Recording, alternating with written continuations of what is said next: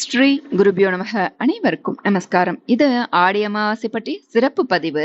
இதில் நாம் ஆடி அமாவாசையின் மகத்துவம், சிறப்புகள் என்ன, ஏன் ராமேஸ்வரம் போன்ற புண்ணிய தீர்த்தக்கரையில் ஆடி அமாவாசையில் ஸ்நானம் செய்ய வேண்டும், அதற்குரிய புராண கதை. இந்த தினத்திலேதான் திருவையாற்றில் அப்பர் பெருமானுக்கு கைலாய காட்சி கொடுத்தார் ஈஸ்வரன், அது பற்றியும் கைலையை தரிசித்த பேறு தரக்கூடிய புண்ணிய பதிகமும் சேர்த்து இந்த தினத்தில் சொல்லி பலன் பெறலாம். மேலும் இந்த தினத்தில் எந்த தலத்தில் என்னென்னலாம் சிறப்பு என்பதையும் தெரிந்து கொள்ளலாம். அனைவரும் முழுமையாக பார்த்து பயன்பெறவும். இந்த ஆடி அமாவாசையில் தீர்த்த தலங்கள் பெருமை அறிவதும் அங்கு சென்று வழிபட்டு வருவதும் பித்ருக்களுக்கு மகிழ்ச்சியை தரும். அது நமக்கு வளமான வாழ்க்கையை பெற்றுத்தரும். அதனால் இதை கேட்பதே மகாபாகியம். நம்ம பதிவுக்குள்ள போகலாம். ஒரு வருடத்தில் வரும் 12 அமாவாசைகளில் ஆடி அமாவாசை, தை அமாவாசை, புரட்டாசியில் வரும் மகாலய அமாவாசை இவை முக்கியத்துவம் வாய்ந்தவை. சூரியன் தெற்கு நோக்கி பயணிக்கும் தட்சிணாயன காலத்தின் தொடக்கத்தில் வருவது ஆடி அமாவாசை. சூரியன் வடக்கு நோக்கி சஞ்சரிக்கும் உத்தராயண காலத்தின் தொடக்கத்தில் வருவது தை அமாவாசை. ஒரே ராசியில் சூரியனும் சந்திரனும் ஒன்று சேரும் புனித நாளே அமாவாசை.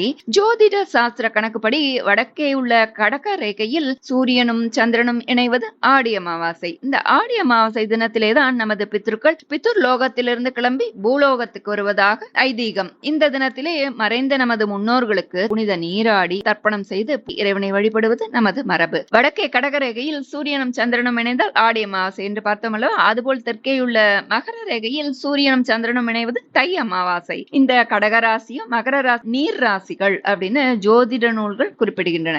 அதனால் இந்த இரு அமாவாசை நாட்களில் நீர்நிலைகளில் அதிசயிக்கத்தக்க மாறுதல்கள் எல்லாம் ஏற்படும் அப்படின்னு ஆன்மீகமும் சொல்கிறது. அதை அறிவியலும் ஏற்றுக்கொள்கிறது. இந்த அமாவாசை தினத்தில் நீர்நிலைகளில் ஏற்படக்கூடிய மாறுதல்களால் கடலில் வாழக்கூடிய ஜீவராசிகளான சங்கு, சிப்பி, பவளம் இதெல்லாம் புத்துயிர் பெறுகின்றனவாம். அதன் சந்ததிகள் எல்லாம் பரம்பரையாக வாழ வழிவழிக்கிறதாம். அதிலும் ஆடி அமாவாசை தினத்தில் ஏற்படக்கூடிய மாறுதல்களால் கடல் நீரில் ஒரு புதிய சக்தி ஏற்படுகிறதாம். அதனால் இந்த தினத்தில் புனித தலங்களில் உள்ள கடலில் புண்ணிய தீர்த்தத்தில் நீராடுவது உடல் நலத்திற்கு வளம் தரும். மேலும் நம்முடன் வாழ்ந்த காலம் சென்றவர்களுக்கு தர்ப்பணம், பித்ரு பூஜை செய்வது நல்ல பலன்களை கொடுக்கும் அப்படின்னு சாஸ்திரம் சொல்கிறது. பொதுவாக நீர்நிலைகளை நாம் தெய்வமாக வழிபட வேண்டும். புராணமும் அதையே சொல்கிறது. துலா புராணம், ஆக்னேய புராணம், மாக புராணம்லாம் நம்ம பார்த்திருக்கோம் இல்லையா? ஆடி அமாவாசை தினத்துல முக்கூடல் கூடும் கன்னியாகுமரி, தனுஷ்கோடி, ராமேஸ்வரம், அக்னி தீர்த்தம், திருப்புல்லானி, தேவிப்பட்டினம், நவபாஷானம் உள்ள கடல் பகுதி, வேதாரண்யம், கோடியக்கரை, பூம்புகார், திருப்பாதிரி புலியூர், கோக்கர்ணம் இந்த இடங்கள்ல உள்ள கடலில் நீராடுவது சிறப்பாக சொல்லப்படுகிறது. தமிழகத்தில் காவிரி பூமண்டலத்தில் உள்ள காவிரி சங்கமத்தில் நீராடுவது உயர் பலனை தரும். வைகை, தாமிரபரணி, மயிலாடுதுறையில் உள்ள காவிரி, திருவையாறு, குடந்தை அரசிலாறு, ஸ்ரீரங்கம், அம்மா மண்டபம், காவிரி படுத்துறை, திருச்சிக்கு அருகில் உள்ள முக்கொம்பு, பவானி, கூடுதுறை இந்த தீர்த்த கரைகளில் நீராடுவது விசேஷமாக சொல்லப்படுகிறது. இந்த தினத்தில் இந்த புண்ணிய தலங்களில் நீர்நிலைகளில் நீராடினால் எண்ணற்ற பலன்கள், புண்ணியங்கள் கிடைக்கும் அப்படின்னு புராணங்கள் சொல்றது. புனித நீராடி மறைந்த நமது முன்னோர்களுக்கு தர்ப்பணம் செய்து பித்ரு பூஜை செய்வதால் குடும்பத்தில் சுபகாரியங்கள் தடைகளின்றி நடைபெறுவதுடன் சந்ததி தழைக்க செய்யும். இந்த ஊர்களுக்கு எங்களால் செல்ல முடியாது, அருகில் இல்லை என்றால் அவரவர் ஊர்களுக்கு அருகில் உள்ள ஆறுகள், நீரோடும் இடங்களில் பித்ரு பூஜை செய்து முன்னோர்களின் ஆசையை பெறலாம். பித்ரு கடனை சரியாக நிறைவேற்றினால் பல நன்மைகள் நமக்கு கிடைக்கும். கடன்பட்டா நெஞ்சம் கலங்கும் என்பர். அதுபோல பல வருடங்கள் பாடுபட்டு குழந்தைகளை வளர்த்த பெற்றோர் அவர்களது காலம் முடிந்து இறைவனடி சென்ற பிறகு அவர்களுக்கு திதி தருவது, பிண்டம் தருவது, வழிபாடு செய்து வருவது போன்ற அவர்களுக்குரிய மரியாதையை சரியாக தந்தாக வேண்டும் அல்லவா? அது நமது கடன். அதைத்தான் பித்ரு கடன் என்கிறது சாஸ்திரம். இப்படி அந்த கடனை அடைக்காத பிள்ளைகளின் வாழ்க்கை கலங்கி போகுமாம். இதனால் பித்ரு கடன் பட்ட பிள்ளைகளின் நெஞ்சமும் ஏதாவது ஒரு விஷயத்தில் கலங்கும்படி ஆகும். அதனால் கண்டிப்பாக பித்ரு கடனை நிறைவேற்ற வேண்டும் அப்படின்னு சொல்லப்படுது. இப்படி செய்தால் நன்மைகள் பல அப்படின்னு சிவபெருமானி ஸ்ரீ ராமச்சந்திரமூர்த்தியிடம் சொல்கிறார். ஸ்ரீ ராமபிரானும் தனது தந்தை தசரத சக்கரவர்த்திக்கும் ஜட்டாயுவுக்கும் எழுத்தர்ப்பணம் செய்து பித்ரு பூஜை செய்தார். அப்போ சிவபெருமானும் ராமபிரானின் முன் தோண்டி முன்னோருக்கு பித்ரு கடன் செய்து தர்ப்பணம் செய்ததால் அனைத்து பாபங்களும் நீங்கும், எல்லா நன்மைகளும் உன்னை தேடி வரும் சொல்றார். இந்த ஆடி அமாவாசையை பித்ரு காரியம் செய்வதற்குரிய தினம்னு தெரிந்திருக்கும். அமாவாசைக்கு முந்தைய தினம் சிறப்பானது என்பது தெரியுமா? இந்த தினம் ஒரு கதையை, அதாவது அமாவாசைக்கு முந்தைய தினம் ஒரு கதை படித்த பிறகு மறுநாள் அமாவாசை விரதம் இருக்கும் பெண்கள் சௌமாங்கல்யத்துடன் அஷ்டலட்சுமியின் அருளுடன் வாழ்வர் அப்படின்னு சொல்லப்படுது. அது என்ன கதைன்னு நம்ம ஒரு பதிவுல பார்த்தோம். அது பார்க்காதவர்களுக்கு நம்ம சுருக்கமா பார்க்கலாம். அழகாபுரி நாட்டு அரசன் அழகேசன் பராக்கிரமம் மிக்கவன். அவனுக்கு வாரிசு இல்லை. அதனால ரொம்ப வருத்தத்தோட இருக்கான். அவன் தன்னோட மனைவியோட தீர்த்த யாத்திரை போறான். அதன் பலனாக அவனுக்கு ஒரு வாரிசு பிறந்தான். ரொம்ப சந்தோஷத்தோட இருக்கான். அப்போ ஒரு அசரீரி கேட்கிறது, உன்னுடைய மகன் இளமை பருவத்துக்கு அடையிற போது அவன் இறந்து விடுவான்னு. அதை கேட்ட மன்னன் ரொம்ப வருத்தத்துல இருக்கான். மன அமைதிக்காக பல கோவில்களுக்கு போறான். ஒரு நாள் காளி கோவிலுக்கு போய் அங்க அம்பாளை வழிபட்டு இருக்கான். அப்போ உன்னுடைய மகன் இறந்ததும் அவனுக்கு திருமணம் செய்து வை, அவனுடைய மனைவியின் மாங்கல்ய பலத்தினால அவன் திரும்பவும் உயிர் பெறுவான்னு அந்த அசரீரி சொல்றது. அது போலவே அந்த இளவரசனும் இளமை பருவத்தை எய்தினான். அவன் இறந்து போயிடுறான். மன்னனும் அந்த தன்னுடைய மகனுக்கு திருமணம் முடிக்கிறதுக்காக பெண் தேடுறார். யாரும் முன் வரல. அரசன் நிறைய பொன் தரேன்னு சொல்லி அறிவிக்கிறார். அப்போ பெற்றோரை இழந்து உறவினர்களுடைய கொடுமைக்கு ஆளாகி இருக்கா ஒரு பெண், ஒரு இளம் பெண். அவளுடைய உறவினர்கள்லாம் ஏமாற்றி இறந்து போயிருக்காளே, இந்த இளவரசன் அவனுக்கு திருமணம் செய்து வைக்கிறா. இருட்டி போனோன்னு அந்த இளவரசன் உடலோட சேர்த்து அவளை காட்டுல கொண்டு விட்டுறா. அப்பாவியான அந்த பெண் கணவன் தூங்கின்னு இருக்கான்னு சொல்லி நினைச்சுட்டு இருக்கா. விடியிற வரைக்கும் கண் உறங்காமையே அவனோட காத்துட்டு இருக்கா. விடிஞ்சோன்னு தான் தெரியறது அவன் இறந்து போயிட்டான்னு. உண்மை தெரிய வந்தோடனே அழுதாள், அலறற்றினாள், தவிச்சு போறா. தனக்கு தெரிஞ்ச தெய்வங்களுடைய பெயரையெல்லாம் சொல்லி வேண்டுகிறாள். உலகத்தின் தாயல்லவா சர்வேஸ்வரி ஜெகதம்பிகை. அவளுடைய அழுகுரல் கேட்டு இறங்கி போனாள். ஈஸ்வரனுடைய அனுமதியோட இறந்து கிடந்த அந்த இளவரசனுக்கு உயிர் பிச்சை கொடுக்கிறாள். இந்த சம்பவம் நடந்த தினம் ஒரு ஆடி அமாவாசை நாள். தனக்கு அருள் புரிந்தாள் அல்லவா தேவி. அதனால அந்த பெண் இருண்டு போனா என்னுடைய வாழ்வில் ஒளி பெறச் செய்தாயே, அது போல இந்த நாள்ல உன்னை வழிபடும் பெண்களுக்கு நீ அருள் புரிய வேண்டும்னு வேண்டி கேட்கிறாள். அம்பிகையும் மகிழ்ந்தாள். இந்த ஆடி அமாவாசை தினத்துக்கு முன்தினம் இந்த கதையை படித்து மறுநாள் விரதம் இருந்து மஞ்சள் குங்குமம் போன்ற மங்கள பொருட்களை எல்லாம் எல்லோருக்கும் கொடுத்து வழிபடுவ பெண்களுக்கு சுமங்கலித்துவம் நிலைக்கும், அஷ்டலட்சுமி கட்டாட்சம் அவர்களது இல்லத்தில் நிலவும்னு சொல்லி மறைந்தாள். சரி, ஆடி அமாவாசை விரத கதையும் தெரிஞ்சுண்டாச்சு. அடுத்து ஆடி அமாவாசையில ராமேஸ்வரம் அக்னி தீர்த்தத்துல சிறப்பாக கடல் நீராடல் நடைபெறுறது. ஏன் அப்படின்னா அக்னி தேவனே அந்த தினத்துல நீராடியதாக, அதாவது ஆடி அமாவாசையில் அக்னி தேவனே இந்த ராமேஸ்வரம் தீர்த்தத்தில் அக்னி தீர்த்தத்தில் நீராடியதாக புராணம் சொல்கிறது. ராமபிரான் சீத்தைய தீக்குளிக்க ஆணையிடுறார். அப்போ சீத்தை அக்னி குண்டத்துல இறங்க போறா. அடுத்த நொடியே அக்னி தேவன் அலறாராமா. என்ன அப்படின்னா சீதாதேவியின் கற்பு கணல் அவனை சுட்டெரித்ததாம். சூடு தாங்காத அக்னி பகவான் ராமேஸ்வர கடல்ல குதித்து தன்னுடைய சூட்டை தனித்து கொண்டானாம். அதனால கடல் நீர் சூடேறியது. அதனாலதான் இந்த தீர்த்தத்துக்கு அக்னி தீர்த்தம்ன்ற பேரும் வந்தது. அக்னி நீராடிய கடல்ல நீராடுவோரின் பாபங்கள் தீரும் அப்படின்னு ஆசீர்வாதம் செய்கிறாள் சீதாதேவி. இன்றும் ராமேஸ்வரம் ராமநாதர் ஆலயம் முன் உள்ள கடல் நீரில் அலையே இருக்காது. சீதாதேவி போல அமைதியான இந்த கடலில் நீராடுவது சிறப்பானது. அதிலும் இந்த ஆடி அமாவாசை தினத்தில் இங்கு நீராடுவது, நீத்தார் கடன்களை செய்வது விசேஷமானது. உயர் பலன்களை தரும், பித்ருக்களின் ஆசையை பெற்று தரும். ராவணனை கொன்ற பாபம் தீர ராமபிரான் சிவபெருமானை வழிபட்ட திருத்தலமே ராமேஸ்வரம். சிவபெருமானின் 12 ஜோதிர் தலங்களில் தமிழகத்தில் உள்ள ஒரே தலம் இது. மொத்தம் 64 தீர்த்தங்கள் இங்க இருக்கு. அதுல 22 தீர்த்தம் இந்த கோவிலுக்குள்ளேயே உள்ளன என்பது சிறப்புக்குரியது. ராமேஸ்வரம் சென்றும் குளிக்காதது போலன்னு ஒரு சொல் வழக்கு உண்டு. வேற எந்த தீர்த்த தலத்திலையும் குளிக்கலைனாலும் பரவாயில்ல, ஆனா இங்கு புனித நீராடுவது அவசியம் அப்படின்றத இது சுட்டி காட்டுகிறது. இங்கு ஆடி மாதத்தில் அம்பிகை பர்வதவர்த்தினிக்கும் ராமநாதருக்கும் திருக்கல்யாண வைபவம் மிக சிறப்பாக நடைபெறுகிறது. ஆடி மாதம் முழுவதுமே இங்கு நீராடுவது மிக சிறப்பானது. பாவ நிவர்த்தி மட்டுமில்லாமல் பித்ரு தோஷமும் நீக்கும் புனித ஸ்தலமாக இது உள்ளது. இந்த நன்னாளில் இங்கு புனித நீராடாதோரும் இந்த மகிமையை கேட்கும் போது அவர் அந்த புண்ணிய பலன் பெறுவார் அப்படின்னு சொல்லப்படுறது. அடுத்து இந்த அமாவாசையின் முக்கியத்துவம் பற்றிய ஒரு சம்பவம், அதையும் தெரிந்து கொள்ளலாம். குருக்ஷேத்திர யுத்தம் நடக்க போறது. அதுக்கு முன்னாடி வெற்றி வாய்ப்பு பற்றி தெரிஞ்சுக்கிறதுக்காக சகாதேவன் நல்ல ஜோதிடம் பார்ப்பவர் இல்லையா, போர்ல வெற்றி பெறணும்னா எந்த நேரத்துல களபலி கொடுக்கணும் அப்படின்னு சொல்லி சகாதேவன் ஜோதிடம் கேட்க போறான் துரியோதனன். துரியோதனன் தன்னுடைய எதிரியாக இருந்தாலும் உண்மையின் இருப்பிடம் அல்லவா சகாதேவன். அதனால பூரண அமாவாசை தினத்துல போரை துவங்கினால் வெற்றி உறுதி அப்படின்னு சகாதேவன் சொல்றான். துரியோதனனும் அதே நாள்ல களபலி கொடுக்கறதுக்காக தயாரானா. ஆனா அப்போ கிருஷ்ணர் என்ன பண்ணார், ஒரு தந்திரம் செய்தார். திடீர்னு அமாவாசைக்கு முதல் நாளே ஒரு குளக்கரையில அமர்ந்து தர்ப்பணம் செய்தார். அதை பார்த்து ஆச்சரியம் பட்டன சூரியனும் சந்திரனும். உடனே நேர பூலோகத்துக்கு வந்தா, நாங்கள் 2 பேரும் ஒன்றாக சேரும் நாள் தானே அமாவாசை, ஆனா நீங்க இன்னைக்கு தர்ப்பணம் செய்யறீங்களே, இது முறையா அப்படின்னு சொல்லி சூரியனும் சந்திரனும் கேட்கிறா. அதுக்கு கிருஷ்ண பகவான் சொல்றார், இப்போ நீங்க 2 பேரும் ஒன்றா தானே வந்திருக்கிறீர்கள், அதனால இன்னைக்கு தானே அமாவாசை அப்படின்னு சமயோசிதமாக பதில் சொல்றார் பகவான். சகாதேவன் சொன்னபடி களபலியும் கொடுத்தான் துரியோதனன். ஆனால் அன்று அமாவாசை இல்லாமல் போய்விட்டது. அதனால நல்லவர்களான பாண்டவர்களுக்கே வெற்றி கிடைத்தது. ஆடி அமாவாசை என்று மட்டுமல்ல, தினமுமே தர்ப்பணம் செய்ய ஏற்ற தலம் திருவாரூர் மாவட்டத்தில் உள்ள செதலபதி என்னும் தில தர்ப்பணபுரி முக்தீஸ்வரர் கோவில். முக்தீஸ்வரரை சூரியன் சந்திரன் இருவருமே ஒரே நேரத்தில் வணங்கியுள்ளனர். அதனால் இவர்கள் இருவரும் அருகருகே இங்கு காணப்படுகிறார். கொண்டாடப்படுகின்றனர். சூரியன் சந்திரன் சந்திக்கும் நாளே அமாவாசை. இங்கே தினமுமே இருவருமே இணைந்திருப்பதால் இந்த நித்திய அமாவாசை தலம் அப்படின்னு சொல்லப்படுறது.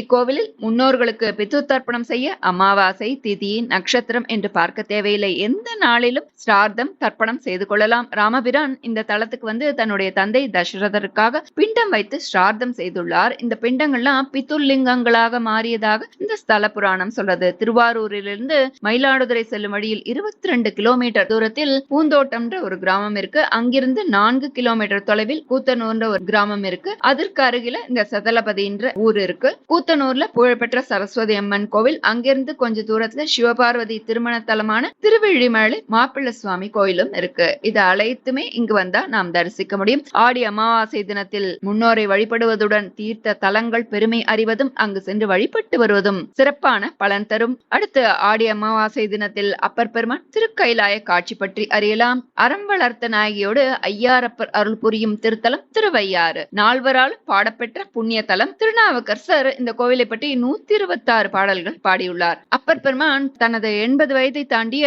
முதுமை பருவத்தில் கைலாயத்தில் சிவபெருமானை தரிசிக்க வேண்டும்னு ஏக்கத்தால் இமயத்தை நோக்கி நடக்கலானார். சீக்கிரமே உடல் சோர்ந்து விட்டது. தீராத அவரது ஏக்கத்தால் தவழ்ந்தே சென்றார். அவரது பக்தியில் மனம் மகிழ்ந்தார் சிவபெருமான். அவர் இருந்த இடத்திற்கே அவரை கைலாயத்தில் ஒரு பொய்கையில் குளத்தில் மூழ்கச் சொன்னார். எழுந்தபோது அப்பர் பெருமான் திருவையாற்றில் இருந்தார். எல்லா இடத்திலும் அவருக்கு சிவசக்தி தரிசனம் கிட்டியது. அப்போது பாடிய பாடல் மாதர்பிறை கண்ணியானை என்ற இந்த தேவார பாடல். அப்பருக்கு தரிசனம் தந்தருளிய மூர்த்தி இந்த கோவில் காட்சி தருகிறார். அப்பர் கைலாய தரிசனம் கண்ட குளம் கோவிலுக்கு வடமேற்கில் அமைந்துள்ளது. இக்குளத்திற்கு உப்பங்கோட்டை பிள்ளையார் குளம் என்றும் சமுத்திர தீர்த்தம் என்றும் பெயருண்டு. அங்கே அம்மையப்பர் ரிஷப வாகனத்தில் காட்சியளித்தார். இந்த விழா ஒவ்வொரு ஆண்டும் ஆடி அமாவாசை என்று இரவில் நடக்கும். இதை அப்பர் கைலாய காட்சி என்று சொல்வார். கைலாய காட்சியின் போது நாவுக்கரசர் பாடிய மாதர்பிறை கண்ணியானை என்று தொடங்கும் பதிகத்தை பக்தர்கள் இன்று பாடுவர். இந்த பதிகத்தை பாடுவோர் கைலைநாதனை தரிசிக்கும் பேறு பெறுவார்கள். கைலாய தரிசன பலன் கிடைக்கும் என்பது ஐதீகம். ஓசை ஒளியலாம் ஆனாய் நீ என திருநாவுக்கரசரின் வாக்கை நிரூபிக்கும் விதத்தில் இந்த கோவில் பிரகாரத்தில் ஐயாரப்பா என்று ஒரே ஒரு முறை அழைத்தால் 7 முறை எதிரொலிப்பதை கேட்கலாம் அப்படின்னு சொல்லப்படுறது. அவரவர் இத்திருக்கோவில் செல்லும் போது முயற்சித்து ஐயாரப்பரின் அருள் பெறலாம். அடுத்து இந்த ஆடி அமாவாசையில் திருப்பூந்துருத்தியில் புனித கங்கை தோன்றியதாம். அது பற்றி தெரிந்து கொள்ளலாம். அமாவாசை தினத்தில் முன்னோர்களுக்குரிய வழிபாட்டை பற்றி முதலில் பராசர முனிவர் மைத்ரேய மகரிஷிக்கு விளக்கி சொன்னதாக புராணங்கள்லாம் சொல்றது. ஒரு சமயம் கௌஷிக முனிவர் மற்ற ரிஷிகளுடன் உரையாடின்றிருந்தார். அப்போ இப்பிறவியில் ஒரே நாளில் யாரும் 13 புனித கங்கைகளில் நீராட முடியாது, அது தேவர்களால் மட்டுமே முடியும் அப்படின்னு ரிஷிகள்லாம் சொல்றா. ஆனா கௌஷிக முனிவர் என்னால் 13 கங்கைகளில் நீராட முடியும் அப்படின்னு சொல்லி ரிஷிகளின் கூற்றை பொய்யாக்கும் விதத்தில் பல திருத்தலங்களுக்கு போய் தவம் செய்யறார். பல வருடம் தவம் செஞ்சும் இறைவன் அவருக்கு காட்சி தரல. இறுதியில் இந்த திருப்பூந்துருத்தி என்ற திருத்தலத்துக்கு பல வருடங்கள் தவம் மேற்கொண்டார். கௌஷிக முனிவருடைய உறுதியான தவத்தை போற்றிய இறைவன் ஒரு ஆடி அமாவாசை தினத்தில் அன்னை விசாலாட்சி சமேத காசி விஸ்வநாதராக காட்சி தந்தருளினார். முனிவரும் தன்னுடைய வேண்டுதலை வைக்கிறார். அதற்கேற்ப பெருமானும் காசி உட்பட 13 புனித தலங்களில் பாயும் கங்கைகளும் அங்கு ஒரே சமயத்துல 13 இடங்கள்ல பேரிட்டு வந்தன. உடனே கௌஷிக முனிவர் அந்த 13 கங்கைகளின் தீர்த்தத்தையும் எடுத்து இறைவனுக்கும் இறைவிக்கும் அபிஷேகம் செய்து தானும் அதில் நீராடி இறைவனுடன் கலந்தார். இந்த ஆடி அமாவாசையில் இறைவன் இத்திருத்தலத்தில் தோன்றியதால் அந்த புனித நாளில் திருப்பூந்துருத்தி தல சிறப்பு வழிபாடுகள் இன்றும் நடைபெறுகின்றன. அன்று இங்குள்ள தீர்த்தங்களில் நீராடி இத்தல இறைவனுக்கும் அம்பாளுக்கும் செய்யப்படும் அபிஷேக ஆராதனைகளில் கலந்து கொண்டு முன்னோர்களுக்கான பூஜை அன்னதானம் செய்தால் நமது பக்தியை இறைவன் ஏற்றுக்கொண்டு அருள் புரிவதாக ஐதீகம். இத்திருத்தலம் தஞ்சையிலிருந்து திருக்காட்டுப்பள்ளிக்கு செல்லும் வழியில் திருக்கண்டியூரிலிருந்து சுமார் 3 கிலோமீட்டர் தொலைவில் உள்ளது. அற்புதமான இந்த ஆடி அமாவாசை தினத்தில் முன்னோர்களுக்குரிய பிதிர் பூஜை செய்து அது மட்டுமல்லாமல் இறை வழிபாடும் செய்து தங்களால் என்ற தான தர்மங்கள் செய்தால், பசுவுக்கு புல் அகத்துக்கீரை பழங்கள் கொடுத்தால் என்றும் வாழ்வில் வசந்தம் வீசும் என்பதில் ஐயமில்லை. இப்போ நாம் கைலை தரிசன பேரு தரக்கூடிய பெருமான் திருக்கைலாய காட்சி தரிசன பேரின் போது பாடி அருளிய தேவார திருப்பதிகம் சொல்லலாம். மாதர் பிறை கண்ணியானை என்று தொடங்கும் திருவையாறு தேவார பதிகம். கண்டேன் அவர் திருபாதம் கண்டறியாதன கண்டேன், கண்டேன் அவர் திருபாதம் கண்டறியாதன கண்டேன், மாதர் பிறை கண்ணியானை மலையான் மகளோடும் பாடி போதொடு நீர் சுமந்தேத்தி புகுவார் அவர் பின் புகுவேன் யாதும் சுவடு படாமல் ஐயார் அடைகின்ற போது காதன் மடப்பிடியோடும் களிறு வருவன கண்டேன் கண்டேன் அவர் திருபாதம் கண்டறியாதன கண்டேன் கண்டேன் அவர் திருபாதம் கண்டறியாதன கண்டேன் போழிளங்கண்ணியினானை பூந்துகிலாளோடும் பாடி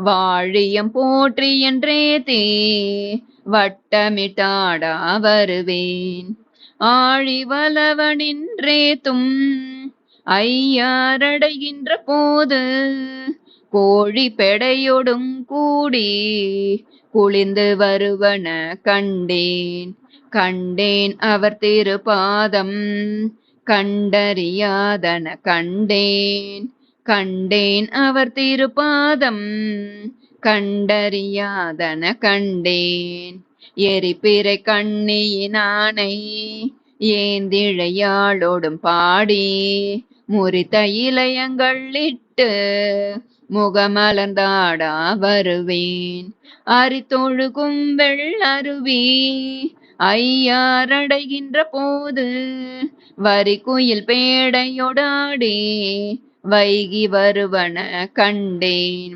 கண்டேன் அவர் திருபாதம் கண்டறியாதன கண்டேன் கண்டேன் அவர் திருபாதம் கண்டறியாதன கண்டேன் பிற இளங்கண்ணியினானை பெய்வளையாளோடும் பாடி துறையிளம் பன்மலர் தூவி தோளை குளிர தொழுவேன் அரையிளம் பூங்குயிலாலும் ஐயாரடைகின்ற போது சிறையிளம் பேடையொடாடி சேவல் வருவன கண்டேன் கண்டேன் அவர் திருபாதம் கண்டறியாதன கண்டேன் கண்டேன் அவர் திருபாதம் கண்டறியாதன கண்டேன் ஏடு மதிக்கண்ணியானை ஏந்திழையாளோடும் பாடி காடொடு நாடு மலையும் கைதொழுதாடா வருவேன் ஆடலமர்ந்துரைகின்ற ஐயாரடைகின்ற போது பேடை மயிலொடும் கூடி பிணைந்து வருவன கண்டேன் கண்டேன் அவர் திருபாதம் கண்டறியாதன கண்டேன் கண்டேன் அவர் திருபாதம் கண்டறியாதன கண்டேன் தன்மதி கண்ணியினானை தையல் நல்லாளோடும் பாடி உண்மெலி சிந்தையனாகி உணரா உருகா வருவேன் அண்ணலமர்ந்துரைகின்ற ஐயாரடைகின்ற போது வண்ண பகன்றிலொடாடி வைகி வருவன கண்டேன் கண்டேன் அவர் திருபாதம் கண்டறியாதன கண்டேன் கண்டேன் அவர் திருப்பாதம் கண்டறியாதன கண்டேன் கடிமதி கண்ணியினானை காரிகையாளோடும் பாடி வடிவோடு வண்ணமிரண்டும் வாய் வேண்டுவ சொல்லி வாழ்வேன் அடியினை ஆர்க்கும் கழலான் ஐயாரடைகின்ற போது இடிகுரல் அன்னதொர் ஏனம் இசைந்து வருவன கண்டேன் கண்டேன் அவர் திருப்பாதம் கண்டறியாதன கண்டேன் கண்டேன் அவர் திருப்பாதம் கண்டறியாதன கண்டேன் விரும்பு மதிக்கண்ணியானை மெல்லியலாளோடும் பாடி பெரும்புலர் காலை எழுந்து பெருமலர் கொய்யா வருவேன் அருங்கலம் பொன்மணி யுந்தும் ஐயாரடைகின்ற போது கருங்கலை பேடையொடாடி கலந்து வருவன கண்டேன் கண்டேன் அவர் திருப்பாதம் கண்டறியாதன கண்டேன். கண்டேன் அவர் திருப்பாதம் கண்டறியாதன கண்டேன். முற்பிறை கண்ணியினானை மொய்குடலாளோடும் பாடி பற்றி கயிறறுக்கில்லேன் பாடியும் ஆடா வருவேன். அற்றருள் பெற்று நின்றாரோடையாரடைகின்ற போது நற்றுணை பேடையொடாடி நாரை வருவன கண்டேன். கண்டேன் அவர் திருப்பாதம் கண்டறியாதன கண்டேன். கண்டேன் அவர் திருப்பாதம் கண்டறியாதன கண்டேன். திங்கள் மதிக்கண்ணியானை தேமொழியாளோடும் பாடி எங்கருள் நல்கும் கொழந்தை எனக்கினி என்னா வருவேன். அங்கிளமங்கையராடும் ஐயாரடைகின்ற போது பைங்கிளி பேடையொடாடி பறந்து வருவன கண்டேன். கண்டேன் அவர் திருப்பாதம் கண்டறியாதன கண்டேன். கண்டேன் அவர் திருப்பாதம் கண்டறியாதன கண்டேன். வளர்மதி கண்ணியினானை வார்குழலாளோடும் பாடி களவு படாததோர் காலங் காண்பான் கடை கணிகின்றேன். அளவு படாததோர் அன்போடு ஐயாரடைகின்ற போது இளமணனாகு தழுவி ஏறு வருவன கண்டேன். கண்டேன் அவர் திருப்பாதம் கண்டறியாதன கண்டேன். கண்டேன் அவர் திருப்பாதம் கண்டறியாதன கண்டேன்.